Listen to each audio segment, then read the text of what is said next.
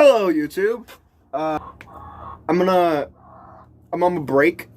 I'm on a break from making knives because lunch, and it's cold, and my hands are covered in epoxy. So I'm gonna take just a little short break to make a video because I'm out of videos to show people. Hold on, let me just. That's better. There we go. A little bit of smudging on the screen there. This video is going amazing. But, that hurt my neck. Ow. But, oh yeah, right. Let's go. Let's go with story time. Story time! This one, this is a continuation of this little short series of, my failed talent, of my failed attempts at this is a continuation of the the series of dang it. This is a continuation of the short. I'm about to tell you another story about how I got friend zoned. Okay.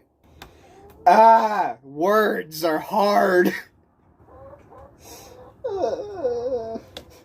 Anyways, so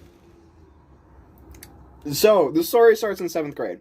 The story starts in 7th grade. It's a little right.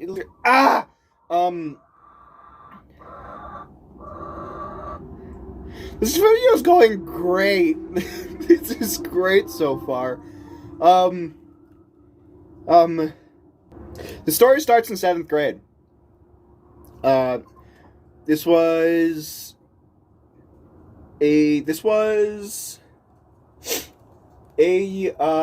life skills class. That's what it's called. I couldn't remember what it's called because it doesn't actually teach you life skills.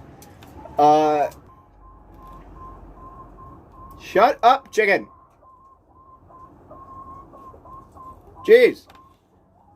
I've completely lost my train of thought. Usually, you'd think holding a very large machete would help me with that, but you know, apparently it does not. Chickens. Okay, so it was a computer thing where we had to do. It was a computer project where we had to research about future jobs that we wanted. I picked. I think it was either carpenter or like general contractor or something. This was before I discovered my knife making. This is a little miniature fruit knife. I'm making a tiny kitchen knife set. This is not a part of that kitchen knife set. This is just a knife that I've made out of a wrench for no particular reason. But, anyways. Computer thing. Computer project. It's, she's sitting right here. She's sitting to the right of me. Because of some weird shenanigans with our names. She was in, there are two life skills classes. She was in the other one. But, big computer room, so can fit both classes. Her name similar, her last name close to mine, so she sit exactly to my right. In the corner, in the back right corner of the classroom. Dang it. So we're talking, right? We're talking because we both finished it in like the first day. There's a 3-day project, and we both finished it in like the first day because it was stupid easy. We just had to fill out like a little questionnaire, and it was stupid easy. So I'm talking to her. She's talking to me. She actually seems to be enjoying my company. I'm very much enjoying her company. We ended up talking about some random junk, like sandwiches and roller skating. But in all honesty, why is there a piece of... There's just a piece of sandpaper duct taped to my box. What the heck? Okay. I'm the only person who's in here, and I don't remember doing that. You know, I'm a weird guy, I guess, but you can call me weird all you want for this, but, like, if I can have a legitimate conversation with a lady about sandwiches and the amazingness that is sandwiches, then you pull in the net, man. You seriously, like, if I fall for them right there. If I can have a legitimate conversation with a girl about a sandwich, done. I'm done looking. But anyways, so like that second day we spent talking. We're talking about random junk, and then like the third day, last day for the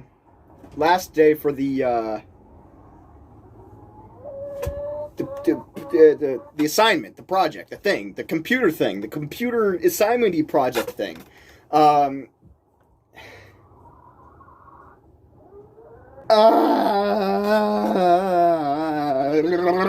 Okay. So we're talking, and she brings up, "Do you like roller skating?" I'm like, "Heck yeah, I do. I flippin' love roller skating. I actually own my own pair of rollerblades." She's like, "Really? That's cool.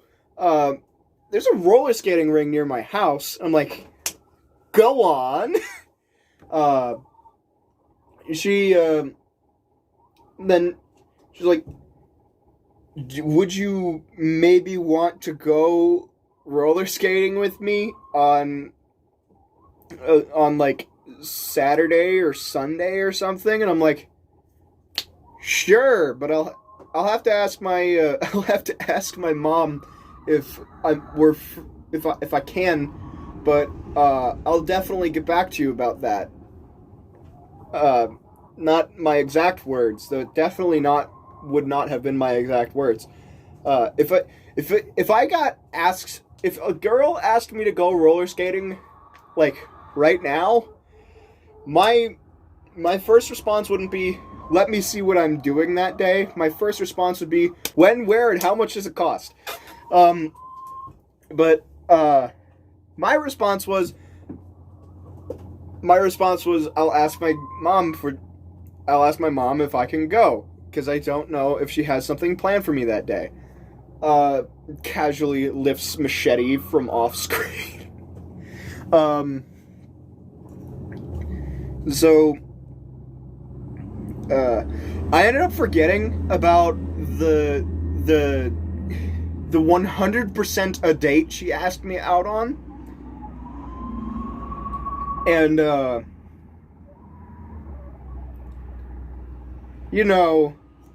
spoofed it, because I'm an idiot, and I was especially an idiot back then, because I'm 13, and I don't know any better. It was bad, too, because she was cute. She's still cute. And she's, like, I missed out on a golden opportunity, and it was, like, dang it, man. It was, But,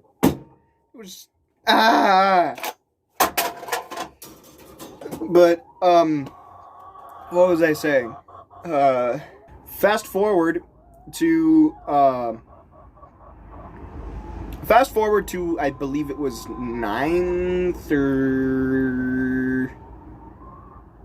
10th grade. It was 10th grade. She was in my science class, my forensics class, and my English class. Now, she sat, like, in my science class, she sat, like, one row of tables back, and, like, one seat over. So she's, like, right over there. And then I'm up at the front of the class because some reason. But I'm a bookworm when it comes to science. So the entire half of the year, I did not notice that this girl existed. And she didn't notice that I existed either. She was talking to her friends and junk, and I was over here memorizing a textbook, memorizing a science textbook, until about halfway through the year, I had already we started going over stuff that I already knew, and I was like just not putting any effort towards science class anymore. So I was like, I haven't actually looked around and saw like any. Hey, is this really cute girl right over there? But she is probably completely out of my league, has a boyfriend, and is not interested in me whatsoever. Besides, she sits too far away from, conversations to be... For it to be normal for me to just randomly walk up or for me to just randomly start talking to her. So,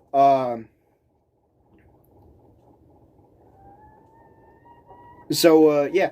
So, I just, kind of forgot about it for a while. Forgot about her for a while. And, until in English class, she ended up, through some weird turn of events, she ended up sitting, right here. Right here. One row of seats up and to the left. And I'm like, cool. Find a way to start conversation, ? So, try to play my cards right. It was a couple of... the next day after the seating changed, my English teacher did a big project where, groups of 4 tables would just work with each other. But, the person in front of me was gone, and nobody sat right next to me.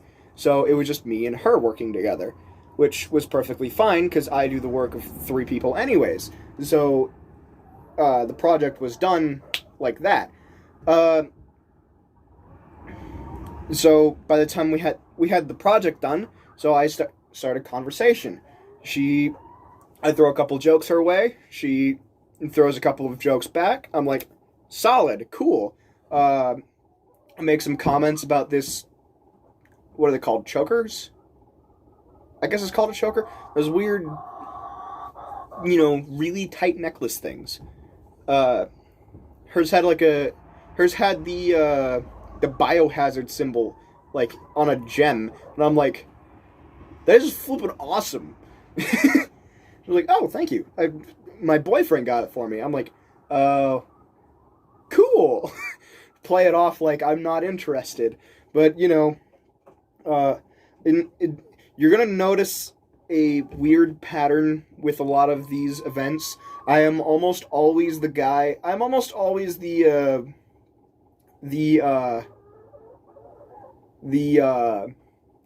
funny friend who is a shoulder to cry on, but you are never going to. But never ends up getting the girl anyways. That's how it works out in movies. The funny the funny guy who is a shoulder to cry, the funny best friend is always the guy who ends up coming out on top. That's not how it works in real life. Things don't just fall into your lap. You need to work hard, which I didn't know because I didn't socialize a lot, and I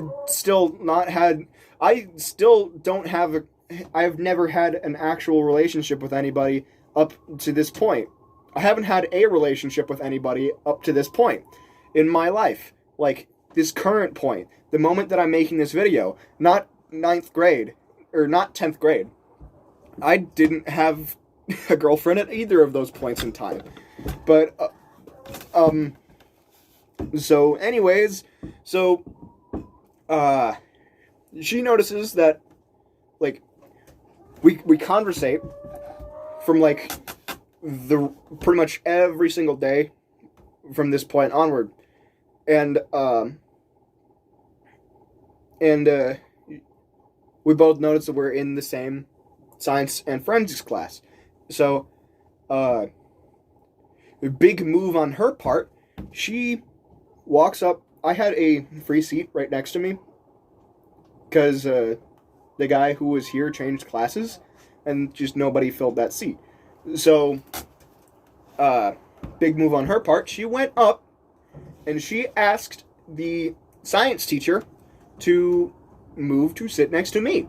Now, I was like kind of watching this happen, and she was like talking to me, and she went, "Hold on a second," and then she walked up to the teacher and asked if she could change seats. Now, the science teacher, one of the coolest guys in existence, he not only said, "Yeah, no problem, just go ahead." I saw him, look at her, look at me. I saw her go, point to me as in, "Can I sit next to him?" And then I saw the science teacher go, look at her, look at me, look back at her, and then just go, "Okay, go ahead." And then I saw him look at me again and thumbs up, and I was like, "Yes!" He was the coolest science teacher ever. You're the best. I flippin' love him.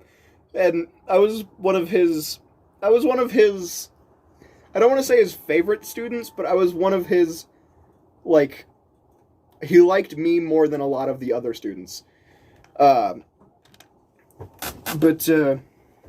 So, she moves her stuff over, sits next to me, we're conversating. And, we're conversating where every time that there's a lab experiment, me and her are partners. I'm taking this as a really good sign. But, she was currently in a very bad relationship with her boyfriend, which was, pretty much every girl in this is going to hate me for saying this. Whenever a guy hears that you're in a unstable relationship, whenever a guy who is interested in you sees that or hears that you are in an unstable relationship or a relationship where you're not very happy, he has fireworks inside of his head, because that means that we still have a chance. Which was very much the a little bit of insight for you for the ladies, even though you guys probably already know this, because when it comes to men, women are smart as heck and know that we are simple. We are incredibly simple creatures, and we'll take we're bad at taking hints, and we will take pretty much any little bit of just do this as we possibly can. But yeah, I was fireworks inside of my head once I learned this, but I felt both good about it for me, but bad about it for her, because that means that she is suffering in her relationship and emotionally suffering, but it means that I have a possible chance of getting with her, which when I say it out loud makes me sound like a huge jerk. But moving on, it makes me feel bad saying this out loud. So one day she comes in, she's crying. I'm legitimately concerned here. Oh my God, what the heck happened? She's I caught my boyfriend cheating on me. I'm like, holy crap, did you break up with him yet? I'm like, I say, did you break up with him yet? She goes, no. Why? I don't know. Break up with him. She's like, okay, I'll do it when I get home. I'm like, no. Is this the first time this happened to you? No. Why would you wait to break up with him then? Do it right here, right now. You have your phone with you? Yeah. Does he have his phone with you? Probably. I go, then break up with this guy over text. And she proceeds to pull out her phone, angrily speed typing to her boyfriend. I don't know how girls do that. I can't type for crap. It's just and then send, and it's done. I'm like, holy crap. She's like, okay, I broke up with him. And then she continues to cry, and I give her a hug, and I'm like, okay, let's okay, class is about to start. Let's try to helping, like, we were in one of those relationships where it's like, she's bad at science. I'm great at science. So I'm going to help her out with her schoolwork, which was cool. So, like, I'm like, okay, let's focus on getting this done, and then we can talk more about this, in, like, the next 10 minutes. But that's the kind of rate that I got this stuff done. 45-minute classes. Spend 10 minutes talking about the lesson for the day, and then I spend 10 to 15 minutes finishing both of our worksheets. And basically reteaching her the entire thing. Not calling her dumb. She's actually an incredibly smart person, but she's just not great with science. I'm just really good at science because I like science. Science! But, so, she breaks up with her boyfriend, and there's one half of me that's like, oh man, I feel really bad for you. It'll be okay. It'll be okay. Then like there's this other side of me that's like, yes, thank God, yes, finally, I get my chance. And then I'm like, crap. And then there's that little third part of me that's like, if I ever see this dude like anywhere ever, I'm going to cut off his.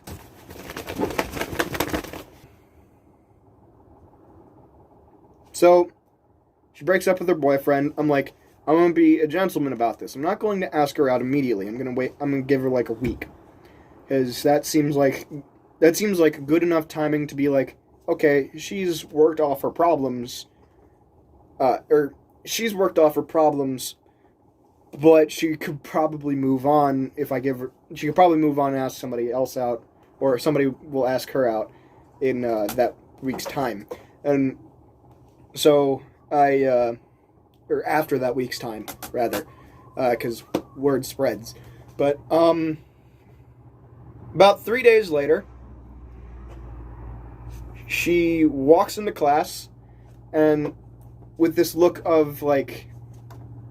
She walks into class with this look of, like, buyer's remorse, I guess is probably the best way that I could describe her face. Buyer's remorse. She walks up, and, at this point, a little bit, about a week prior to this, I find out that she is the same girl from 7th grade that asked me out to the roller skating thing. And then I just kind of forgot about it. And,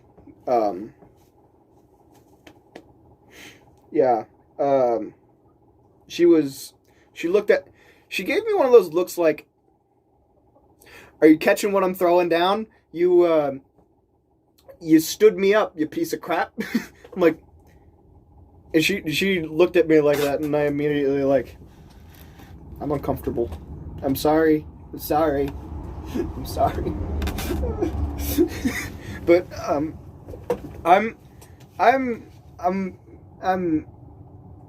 a teddy bear. I'm I might be the guy who can wave this around like a baseball bat, but I'm a teddy bear. When it comes to dudes, I will take the biggest man in the room. I will get into fisticuffs. I will go into fisticuffs with the largest man in the room. But I like, if a 5'2" girl that I know, and if a 5'2" girl who I am interested in looks at me with like I'm not mad, just disappointed look, I immediately curl up into a ball and cry in the corner. I'm a teddy bear, but I'm a teddy bear with an axe. But what was I thinking now? So yeah, she comes in with this look of like buyer's remorse, and she comes in with this look of buyer's remorse on her face, and like she sits down and she's like, she's like staring at the table, and she's like looks like she majorly just regretted a decision that she just made. And I go, something wrong? She goes, we're back together. I'm like, you're what? She's like, we're back together. Why? I don't know. I felt bad. I'm like, why? He cheated on you. She's like, I know. I shouldn't have done it. Then why did you do it? She's like, I don't know. Like, you know what? Whatever. It's your love life. You can do whatever the heck you want with it. Just...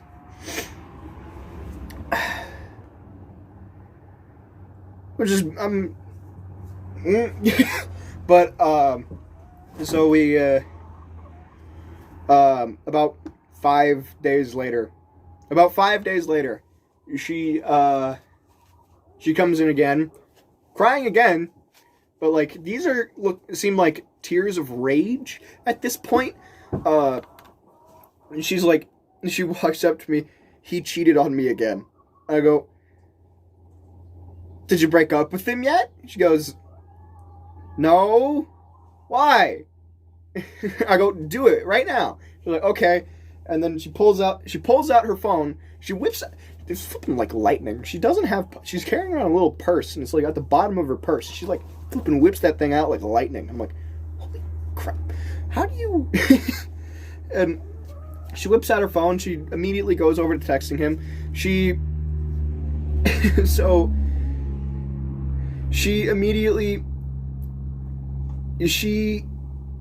berates him. She berades him, breaks up with him, and then makes fun of the size of his penis. All within about 35 seconds, and there's about like 3,000 words she's typing out. And I'm like, holy crap, lady, how do you do this? The entire time, she's like showing me, and I'm like, she's like showing me what she's texting, and I'm like, I'm reading over it, and I'm like, oh dear, you potty mouth, you flipping potty mouth. And she puts her phone away, and she's like, it's done. I'm like, do you feel any better? She's like, yes, very much so. I'm like, good. Okay. Like, give her a hug. It's like, give her a hug. And then I'm like, okay, let's get back to this. I'm like, did I give her a hug? I think I gave her a hug. Something like that. And yes, I shaved my beard off. But,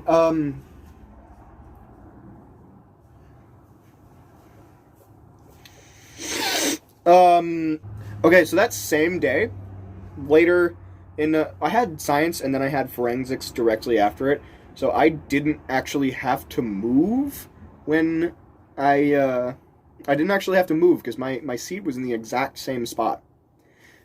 My seat was in the exact same spot. It was the exact same classroom, so I didn't actually have to move, and neither did she because she sat right next to me in both classes. So, she's doing much better now. I feel like she worked a lot of it out of her system at that point. She looks over to me out of nowhere and she's like, do you want to go to my birthday party? It's next week. It's next week, which is like 6 days from now. Like the date was like 6 days from the day that she told me. I'm like, sure, totally. Do I have to do anything? I have to bring anything special? She goes, bathing suit, pool party. I'm like, cool.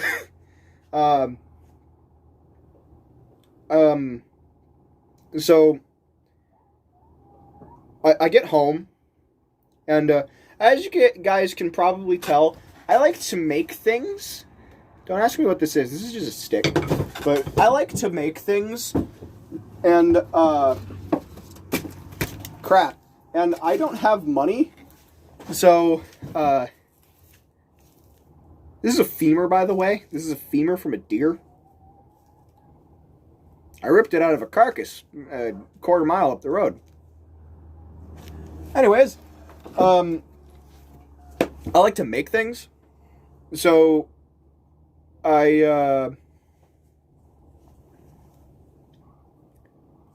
I like to make things, so I decided to make her a gift because I obviously make her. Obviously, you need to bring a gift. It's a birthday party, especially for a girl that you're interested in. So, being the doof that I was, I also planned to ask her out at the birthday party. Yes, I know you're cringing. Yes, I am too, a little bit, because literally, immediately, like the day after I went to the birthday party, I thought to myself, that was a really stupid idea. I really should have just asked her out, like, a couple of days beforehand. Because I think I've waited too long, and I think she is, like, moving on with her interests. Because I haven't asked her out yet. I have said that we should do things, but, like, I haven't actually just been, you want to go on a date with me? Because I thought that was too obvious. Turns out that's exactly the amount of obvious that you need to get a date. Because apparently that's how literally every other guy does it. I'm bad at this, guys. So I make her this chainmail bracelet. I'm guesstimating the size of her wrist based off of, like, averages, and then, like, to, like, make a bracelet, because she loves bracelets. She loves bracelets, and she loves shiny things. So I made a shiny bracelet. I made a shiny chainmail bracelet because that's what I was doing at the time. And yeah. So I made a real shiny chainmail bracelet because that's the kind of things that I know how to make. So I make the bracelet. I go buy, like, I had to buy, like, gold wire for this too. It was false. It was brass wire, but it looked like gold wire, which is why I got it, because gold is expensive, especially gold wire. So I can't afford that. I get there. I put my present down at the table. Or wait, no. It took me 5 days to make this bracelet, by the way. It usually takes me about 2 hours to make a chainmail bracelet about that size. It took me 5 days because I was making it super shiny and smoothing out everything. I was smoothing out everything perfectly and making it ridiculously shiny and, like, doing, like, this really complicated weave and, like, and I was twisting wires and making those into rings, and it was this, like, a whole deal. And, like, so I get to the party. I put my present down at the present table, and we get to. Then I'm making conversation. I find her, I help her out with a few things. I make conversation with a couple of the other people that are there, because there's, like, there's two or three other guys there. One of them was her dad, one of them was her cousin, and the other one was also her cousin. So, or no, the third one was her little brother. And other than those guys, I was the only dude there. The rest of them were her, her girlfriend and all that. So, there's only maybe like 8 or 9 people at the party, including me. So, not big, but, so I felt extra special after learning that. Like, she invited me to her birthday party, and there was only, like, 9 people there, and most of them were just her really, really close friends, so I was like, yes. So, what was I saying? Now, we get to the present portion. We get to the present portion, and so she opens up a couple of presents, and she finally gets to mine, and she opens mine up, and she pulls out the bracelet. She's like, holy crap! This is amazing. Did you make this? Yeah. This is super cool. She's like, she puts it on. She's like, this fits perfectly too. How did you do that? I'm like, I guessed. You're like, this is really cool. I have to send a picture of this over to my boyfriend. I'm like, you're what? She goes, yeah. I think he thinks this will be. I think that he will think that this will be really cool. I'm like, glad to hear it. And I continued staring at the floor for the next 10 minutes until she finally realized, you good? Yeah, I'm good. You want? I'm gonna go get changed to get in. I'm gonna go get changed in my bathing suit to get into the pool. I like have my swimming trunks on as my shorts because I'm lazy. She's like, I'm gonna go get changed in my swimming suit. If you want to go over to, if you want to start swimming, I'm like, okay. Just give me a minute. I continued to sit there for another maybe 2 or 3 minutes, of like quietly sobbing to myself, and then like got up, whipped the shirt off, and then like get into the pool and continue having a fun time, despite the incredible amount of extreme disappointment. I put in 2 months of work. I put in, not 2 months, I put in like a month of work for absolutely nothing. I got nothing out of it. Well, other than a really good friend. I still talk to her on occasion. Not very commonly anymore, but on occasion. I need to talk to more of my friends up from school. But yeah. Hope you got some real cringeworthy moments out of this 42-minute video. Goodbye, YouTube.